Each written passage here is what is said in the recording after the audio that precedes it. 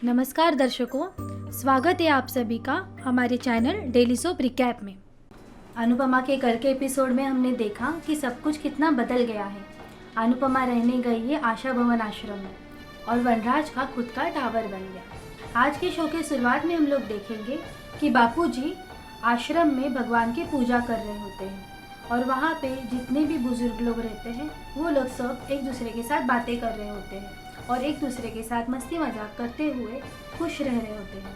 आगे हम देखेंगे कि अनुपमा वहाँ पे आ जाती है और वो भी उन सब से बातें करने लगती है और फिर सभी लोग मिलके भगवान की पूजा के लिए जमा होने लगते हैं। जैसे ही अनुपमा पूजा स्टार्ट कर रही होती है तभी पाखी के रूम से ज़ोर ज़ोर से म्यूज़िक की आवाज़ आ जाती है और सभी लोग कहने लगते हैं हम सुबह सुबह भगवान की पूजा करते हैं, लेकिन बाजू वाले घर से बस म्यूज़िक की आवाज़ें सुनाई देती है। उसके बाद सागर कहता है उसे इग्नोर करते हैं और हम पूजा के लिए शुरुआत करते हैं। फिर वो शंख बजा के पूजा की शुरुआत कर देते हैं। आगे हम देखेंगे कि वनराज अपने बिजनेस के बारे में बात कर रहा होता है।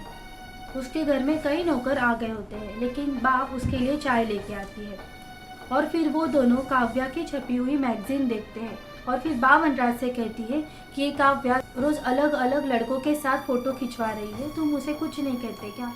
फिर वनराज कहता है कि मुझे क्या करना है, वो तो उसकी लाइफ है, उसकी मर्जी है। फिर बा कहती है सभी लोग अपनी अपनी लाइफ में बिजी हो गए हैं। तपीश और डिम्पल हमेशा अपने डांस एकेडमी में रहते हैं। पाखी और तोशु तो रूम के बाहर भी नहीं आते और बेचारी किंजल सभी बच्चों को संभालती रहती है। फिर वनराज कहता है कि मैंने अपनी जिम्मेदारी पूरी कर ली, अब उनको क्या करना है वो उनकी मर्जी है, मैं इसमें कुछ नहीं बोलूँगा।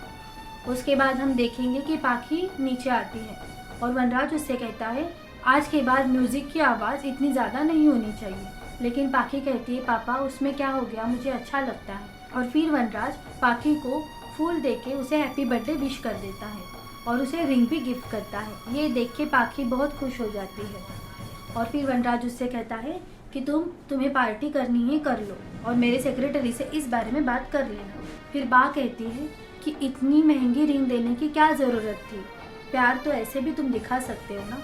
फिर पाखी कहती है प्यार सिर्फ पैसों से दिखाया जाता है। उसके बाद बा कहती है कि मैं अकेली रह के घर में बोर हो जाती हूँ, तुम्हारे बापूजी भी अनुपमा के साथ रहने गए, हमारे पास इतना पैसा है लेकिन कोई इधर खुश नहीं है, उनके पास पैसा नहीं है लेकिन वो सब कितनी अच्छे से और खुशी से रहते हैं।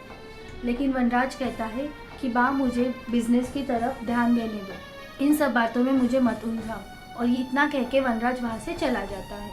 फिर बा घर में अकेली होती है। बा को बहुत टेंशन आ जाती है कि आगे क्या होगा, कैसे होगा, पहले हम कितने खुश रहते थे, अभी सब कुछ कैसा हो गया। बा को याद आ जाता है पहले सब लोग कैसे खुशी खुशी एक साथ रहते थे।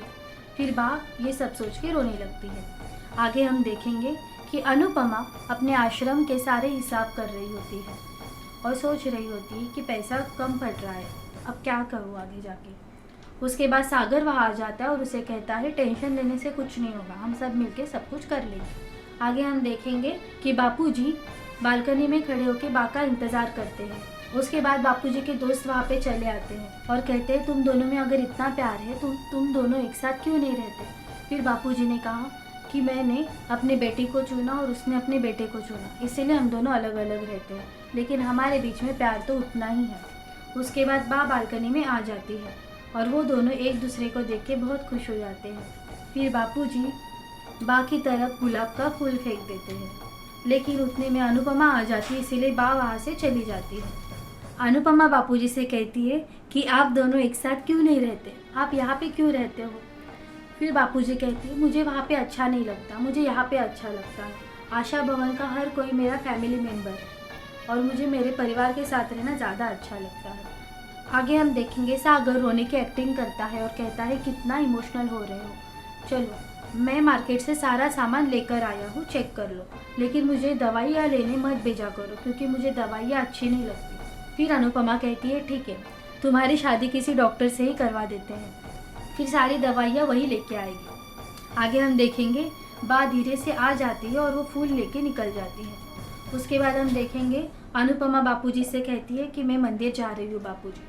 बापूजी कहते हैं ठीक है चली जाओ। उसके बाद अनुपमा के पास एक मोर का पंख उड़ के चला आता है और वो पंख वो हवा में उड़ा देती है, जो पहुंच जाता है अनुज के पास।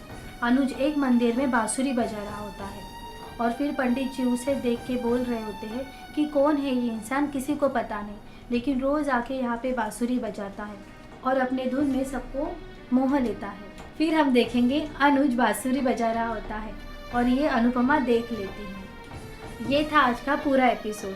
आने वाले एपिसोड में क्या होगा, अनुज और अनुपमा एक दूसरे को मिलेंगे या नहीं, ये देखने के लिए जुड़े रहिए हमारे साथ डेली सोप रिकैप में। धन्यवाद।